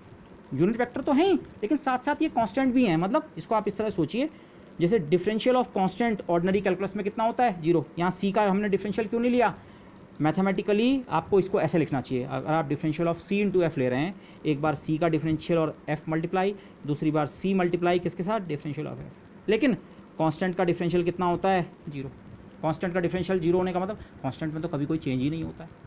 वही आइडिया यहाँ भी अप्लाई हो रहा है। जो इसका फर्स्ट टर्म है ना, जब मैं इसका डिफरेंशियल ले रहा हूँ डी आर का, तो एक इस फर्स्ट टर्म का डिफरेंशियल बनेगा डी ऑफ एक्स आई। इसका मतलब D x i plus x times D I. D x के डिफरेंशियल को आई के साथ मल्टीप्लाई करो और आई के डिफरेंशियल को एक्स के साथ। पर आई का डिफरेंशियल 0 होता है, आई यूनिट वेक्टर हमेशा ये है। ये होने का मतलब मैग्नीट्यूड इसका 1 है, यूनिट वेक्टर है तो मैग्नीट्यूड तो 1 है, और डायरेक्शन हमेशा कहाँ है, एक्स एक्सिस के लॉन्ग। ऐसे ही जे वाला जो यूनिट वेक्टर है उसके लिए भी डी जे कितना है, 0, मैग्नीट्यूड 1 और डायरेक्शन हमेशा वाई एक्सिस की तरफ, पॉजिटिव वाई एक्सिस की तरफ। एंड सिमिलरली तो ये टर्म खत्म हो गए। तो सीधे सीधे आप इसे इस तरह सोचें, आई तो एक कांस्टेंट की तरह बिहेव कर रहा है तो इसका तो डिफरेंशियल होगा नहीं, और डी एक्स, तभी तो आप ये लिखते हैं D x i plus D Y j plus D Z. ये पॉइंट मैं इसलिए एम्फेसाइज कर रहा हूँ क्योंकि कहीं पे फ्यूचर में हम यूज़ कर सकते हैं ये वाले vectors, radial unit radial vector हम इस्तेमाल करते हैं। इलेक्ट्रिक फील्ड में क्या एक्सप्रेशन में मैंने लिखा था ये वाला, रेडियली आउटवर्ड डायरेक्शन बताने के लिए। ये वेक्टर यूनिट वेक्टर तो होता है पर ये कांस्टेंट वेक्टर नहीं होता है। क्यों, सिंपली आप जानते हैं आर वेक्टर की डायरेक्शन कहाँ होती है, रेडियस वेक्टर की डायरेक्शन में। अगर आप इस पॉइंट पे खड़े हैं तो इस पॉइंट पे आर यूनिट वेक्टर की डायरेक्शन ये होगी, लंबाई तो एकांक ही होगी, मैग्नीट्यूड तो 1 होगा पर डायरेक्शन ये है। जबकि अगर आप इस पॉइंट पे आ जाएं तो इस पॉइंट पे जो यूनिट वेक्टर है वो यहाँ बनेगा आर यूनिट वेक्टर। तो r unit vector constant unit vector नहीं है, यूनिट तो है पर कांस्टेंट नहीं है। ये वाले वेक्टर्स कांस्टेंट यूनिट वेक्टर्स हैं, तो इसलिए डिफरेंशिएशन में इनका रोल कैसा होता है, कांस्टेंट की तरह होता है, तो इसीलिए ये एक्सप्रेशन आपको मिला। ओके, मोर जनरली माना कोई वेक्टर ए है जिसके कंपोनेंट्स ए एक्स ए वाई और ए जेड हैं, तो अगर आप ए का डिफरेंशियल कहीं पे लें तो उसका मतलब है ए के एक्स कंपोनेंट का डिफरेंशियल लो, उसको आई से मल्टीप्लाई करो। दिस इसके ऊपर मुझे ये इक्वेशन भी लिख देनी चाहिए थी। माना ए बराबर इतना है, A x i plus A Y j plus A Z के, तो इसका डिफरेंशियल लेना मतलब इसका डिफरेंशियल प्लस इसका डिफरेंशियल प्लस इसका डिफरेंशियल, लेकिन आई जे और के तो कांस्टेंट हैं, तो डिफरेंशियल ए एक्स का प्लस डिफरेंशियल ए वाई। ये चीज़ें अगेन वो हैं जो आप यूज़ करते आए हैं। अच्छा, ए डॉट बी का डिफरेंशियल कहीं पे लेना पड़ सकता है, तो यहाँ पे भी आपका वही वाला रूल अप्लाई होगा, एक बार ए का डिफरेंशियल डॉट बी प्लस दूसरी बार A differential of B. Okay, तो इस तरह के रूल्स। मैंने जस्ट एक एग्जांपल किया है, मैं इसमें बहुत ज़्यादा सवाल अभी नहीं करा सकता हूँ, मैं आपको कोशिश करूँगा कुछ प्रॉब्लम सेट जरूर भेज दूँ, बट एक बहुत सिंपल एग्जांपल है just to see the thing जो मैंने पीछे भी कही थी। यहाँ चीज़ें इस तरह से फॉर्मलिज्म समझाना जितना मुश्किल है उससे आसान इन चीज़ों को अप्लाई करना है। Really very very easy. Ordinary और पार्शियल डिफरेंशिएशन आप पीछे से करते आए हैं, वही चीज़ की बात कर रहे हैं। माना let the position of a particle moving under the action of a force is given by this. कोई पार्टिकल किसी फोर्स के कारण लगातार मूव कर रहा है और उसका पोजीशन वेक्टर मैंने ये लिख रखा है r as a function of t. Time के साथ उसकी पोजीशन चेंज हो रही है फोर्स के कारण। टी टाइम है 1 सेकेंड 2 सेकेंड 5 सेकेंड, ये है एक्सप्रेशन उसका, T square times I plus sine t j plus cos T के। ये फर्स्ट कोऑर्डिनेट, अभी तक हमने इसे शायद ऐसे लिखा होगा r equal to x i plus y j plus z की, पर ये जो एक्स है ये भी आपको टी के फंक्शन के रूप में दे रखा है और वाई भी आपको टी के फंक्शन के रूप में दे रखा है। टाइम के साथ एक्स वाई और जेड किस तरह से वेरी कर रहे हैं, जो चीज़ मैंने शायद यहाँ पे की होगी,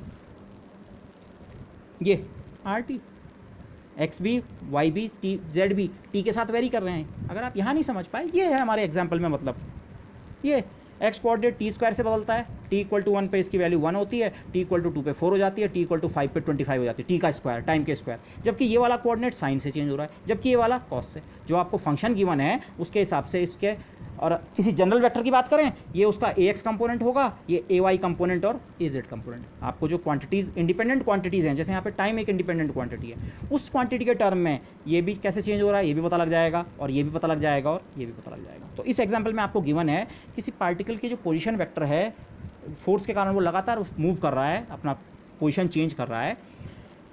ओके, कांस्टेंट फोर्स नहीं है, फोर्स खुद वेरी हो रहा होगा, लेकिन तो उसकी पोजीशन इस तरह से डिस्क्राइब्ड है माना। तो आपको पूछा गया है एक तो फोर्स निकालिए, और वो भी एक पर्टिकुलर टाइम पे, माना टी इक्वल टू 2 सेकंड पे पार्टिकल पे कितना फोर्स लग रहा था। और उसके अलावा आपको पूछा गया है क्योंकि फोर्स इन्वॉल्व है और पार्टिकल लगातार मूव कर रहा है, डिस्प्लेसमेंट हो रहा है, तो वर्क भी हो सकता है। तो वर्क की वैल्यू निकालिए, टी इक्वल टू 2 से लेकर टी इक्वल टू 3 के बीच उस पार्टिकल पे कितना वर्क किया गया।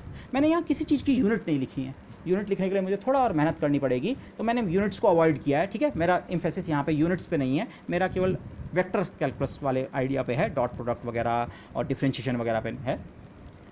आर आपको दे रखा है, ये रहा t square i plus sine t j plus cos t. R का अगर आप टी के रेस्पेक्ट में डिफरेंशिएशन कर लें तो आपको वेलोसिटी मिलती है।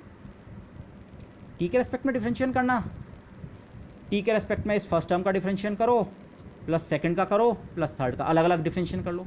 आई जे और के का तो डिफरेंशिएशन कभी नहीं होगा, वो तो कांस्टेंट्स हैं। डिफरेंशिएशन होगा टी स्क्वायर का, टी स्क्वायर का डिफरेंशिएशन टी के रेस्पेक्ट में 2t, साइन टी का डिफरेंशिएशन कॉस टी का माइनस साइन टी। इसके साथ इसका आई बरकरार है, इसके साथ जे हो तो गया ये वेलोसिटी। किसी भी टाइम टी पे उस पार्टिकल की वेलोसिटी का एक्सप्रेशन आपको ये मिल चुका है। आपको टी इक्वल टू 1 पे उसकी वेलोसिटी चाहिए, टी की जगह 1 रख दो। टी इक्वल टू 7 सेकंड पे चाहिए, टी की जगह 7 रख दो। तो आपको अगर आर का एक्सप्रेशन, आर की डिपेंडेंस टी पे दे रखी थी, तो आपने वी निकाल दिया, वी की डिपेंडेंस टी पे किस तरीके की है, मतलब वेलोसिटी का एक्सप्रेशन आपको मिल गया। ओके, एक्सेलरेशन, इस वेलोसिटी को एक बार और डिफरेंशिएट कर दो, ये जो वेलोसिटी आपने निकाली, फिर से डिफरेंशिएशन टी के रेस्पेक्ट में होना है। आई जे और के तो कांस्टेंट वैसे के वैसे ही कॉपी कर दिए, 2t का डिफरेंशिएशन 2, कॉस टी का माइनस साइन टी, और माइनस साइन टी का माइनस कॉस टी। ये एक्सेलरेशन का एक्सप्रेशन हो गया सिंपली। आपको पूछा गया था पार्टिकल पे लगने वाला फोर्स निकालिए किसी पर्टिकुलर टाइम पे, माना पार्टिकल का मास माना 1 दे रखा है, अगेन मैंने यूनिट्स स्पेसिफाई नहीं किए हैं, 1। आप जानते हैं न्यूटन्स लॉ से F बराबर ma होता है, a आप निकाल चुके हैं, और m बराबर माना हमें 1 दे रखा है, तो फोर्स की भी वैल्यू इतनी हो गई। ओके। यूनिट्स का हमें ध्यान रखना पड़ेगा, अप्रोप्रिएट हमें यूनिट दी होंगी तो ए की यूनिट प्रॉब्ली मीटर पर सेकंड स्क्वायर में निकलेगी, एसआई यूनिट्स में वर्क कर रहे होंगे तो, और एफ की वैल्यू हमारी न्यूटन में निकलेगी, बट मैं उस पर ध्यान नहीं दे रहा हूँ। एम की जगह 1 रखा तो यही ए का एक्सप्रेशन मेरा एफ की वैल्यू में भी बन गया। आपको पूछा गया था फोर्स, हमें जनरल एक्सप्रेशन नहीं चाहिए, हमें ये पता करना है जब t इक्वल टू 2 सेकेंड हो रहा था, t इक्वल टू 2 पे कितना फोर्स था, तो इस एक्सप्रेशन में t की जगह 2 रख दो सिंपली। साइन ऑफ 2 आप देखिए, जहाँ से भी वैल्यू देख सकते हैं, कॉस ऑफ 2 की वैल्यू देखिए, बन गया आपका फोर्स। आपको पता लग गया t इक्वल टू 2 सेकेंड पे उस पार्टिकल पे कितना force. t equal to 10 second पे चाहिए, t की जगह 10 रख दो, ओके, वो आप कर सकते हैं। इसके अलावा हमें वर्क डन पूछा गया था। वर्क डन होता है फोर्स डॉट डिस्प्लेसमेंट। अब क्योंकि फोर्स लगातार चेंज हो रहा है, आप देख रहे हैं फोर्स टाइम के साथ चेंज हो रहा है, तो फोर्स वेरिंग है, तो हम यहाँ वर्क ना निकाल के इन्फिनिटेसिमल वर्क निकालेंगे, मतलब एक छोटे इंस्टेंट में कितना वर्क किया गया, तो छोटा स्मॉल अमाउंट ऑफ वर्क। अच्छा, वर्क होता है force dot displacement, force dot small displacement. अगर पोजीशन वेक्टर आर है तो डिस्प्लेसमेंट डी आर ही तो होगा, थोड़ा सी जो पोजीशन में चेंज हो रहा है वही तो डी आर है। किसी टाइम पे पोजीशन आर है और थोड़ी देर बाद पोजीशन हो गई r plus d r, force के कारण, फोर्स के इफेक्ट के कारण, जो कि फोर्स हमने इतना निकाल चुके हैं, इस फोर्स के इफेक्ट के कारण ही ये आर इसका लगातार चेंज हो रहा है, तो आर का जो चेंज है टी आर। अब डी आर आर दे रखा है तो आर का डिफरेंशियल आप निकाल तो सकते हैं, जो आपको यहाँ पे बताया था। ये तो एक्स वाई जेड केस के लिए था, कुछ भी यहाँ कंपोनेंट्स हों, इसका डिफरेंशियल इंटू आई प्लस इसका डिफरेंशियल इंटू जे प्लस इसका डिफरेंशियल इंटू के, तो इसका डिफरेंशियल आप निकाल सकते हैं, निकालो इसका डिफरेंशियल। टी स्क्वायर का डिफरेंशियल 2t dt और साथ में आई रहेगा, साइन टी का differential cos t d t, और कॉस टी का खुद differential minus sine t d T. ये फोर्स है, इन्फिनिटेसिमल डिस्प्लेसमेंट है, इनको अगर आप डॉट प्रोडक्ट कर दें, ये भी एक वेक्टर है, something I something J something K, vector something I something J something K, आप इनका डॉट प्रोडक्ट कर सकते हैं। डॉट प्रोडक्ट कैसे होता है, आप सीधे सीधे विदाउट लिफ्टिंग द पेन आपको यहीं पे करना आ जाना चाहिए। ए डॉट बी का डॉट प्रोडक्ट होता है A X B X plus A Y B Y plus A Z B Z. X component से मल्टीप्लाई करो, वाई वाई से, जेड जेड से। इसका एक्स कंपोनेंट है 2, आई के अलावा 2, यहाँ आई के अलावा 2t dt, तो मल्टीप्लाई करके मिलेगा 4t dt A X B X minus sine T cos T, और यहाँ minus minus plus cos T sine T. तो एफ जो small amount of work done है वो ये रहा, उसका एक्सप्रेशन ये रहा, यहाँ मैंने एक्सप्लिसिटली लिखा है, ये एफ की वैल्यू है, ये डी आर की वैल्यू है। डी आर के तीनों टर्म्स में हमारे पास डी टी आ रहा था, तो डी टी मैंने कॉमन ले लिया। जस्ट रिमाइंडर, डी आर को मैं सीधे सीधे ऐसे भी निकाल सकता था क्योंकि हम वेलोसिटी निकाल चुके हैं। स्मॉल डिस्प्लेसमेंट कितना होता है, वेलोसिटी इनटू टाइम, तो डी टी टाइम में अगर ये डिस्प्लेसमेंट किया है, आप चेक कर लीजिए, ये जो ब्रैकेट है ये हमारा वेलोसिटी वाला ही एक्सप्रेशन है जो हमने पीछे निकाला था, तो इसको मैं अगर सीधे डी टी से मल्टीप्लाई करता, डी आर की वैल्यू ये बन भी जाती। ओके, इसको याद रखने का दूसरा तरीका, अगर आप अपनी एलिमेंट्री मैकेनिक्स ध्यान करें, पावर जो हम निकालते हैं D W upon d T होता है, पर उसको हम एफ डॉट वी से भी निकालते हैं, तो try to connect it through that. Okay, but अभी मेरा वो एम नहीं है। डॉट प्रोडक्ट लिया, 2 into 2t 4t, D T को मैंने कॉमन ले रखा है, डी टी बाहर है, minus sine T into cos T, minus sine T cos T, minus minus last term में plus cos T sine T, ये कैंसिल हो गया, 4t डी टी। ये वर्क का जनरल एक्सप्रेशन आपको मिल गया, जो आपको प्रॉब्लम गिवन थी। प्रॉब्लम ये थी, यहीं पे प्रॉब्लम खत्म हो गई थी। ये प्रॉब्लम बेसिकली ये वाला एक्सप्रेशन है, बाकी एम और इसकी वैल्यू अलग बात है, पर ये था पार्टिकल का मोशन। जैसे ही आपने उसका आर बताया तो आपको वेलोसिटी, एक्सेलरेशन, फोर्स सब कुछ पता लग गया है। वर्क डन भी आपको का भी एक्सप्रेशन है, किसी भी इंस्टेंट टी से लेकर टी प्लस डी टी तक कितना वर्क होगा वो यहाँ से निकल आएगा। हमारा सवाल था टी इक्वल टू 2 से लेकर टी इक्वल टू 3 तक का वर्क कितना है, तो ये छोटा अमाउंट ऑफ वर्क को इंटीग्रेट कर दो टी के रेस्पेक्ट में, 2 से लेकर 3 तक, इसको इंटीग्रेट कर दो 2 से 3 तक। अब वो इंटीग्रेशन नॉर्मली आप जैसे भी करते हैं करें, आपका आंसर निकल गया। यूनिट्स अगेन हमें अप्रोप्रिएटली देखना पड़ेगा, किस तरह से हमें दी गई थी, बट मैथमेटिक्स ये है, ये सब बिल्कुल एलिमेंट्री मैथमेटिक्स है, कोई भी ऐसी चीज़ नहीं थी। वेक्टर लैंग्वेज में आपको पोजीशन वेक्टर दे रखा था, डिफरेंशिएट करके वेक्टर निकाला, वेलोसिटी निकाली, एक्सेलरेशन निकाला, फोर्स निकाला, डॉट प्रोडक्ट भी किया। उसके बाद वो डिफरेंशिएशन जो क्वांटिटीज़ ऑब्टेन हुई थी उनका डॉट प्रोडक्ट भी किया, और बाद में तो हमने इंटीग्रेशन भी किया। इंटीग्रेशन तो नॉर्मल ये मैथमेटिकल इंटीग्रेशन बना केवल एक उसका फंक्शन का, बट ये सब तो वेक्टर्स में हम यही चीज़ की बात हमने करनी है, तो ये चीज़ें इम्प्लीमेंट करना are much more easier than जितना इस मैथमेटिकल अपैरेटस में ड्रेस होके ये चीज़ें लगती हैं। बट ये चीज़ें भी आपने पीछे पढ़ी हुई हैं, तो hopefully these are not that daunting. Okay, just go through them once again and try to do as many examples on these as possible. मैं कोशिश करूँगा आपको कुछ प्रॉब्लम सेट इस पर भी मैं भेज सकूँ very quickly. Okay, so with that I would like to end this lecture. Thank you everybody.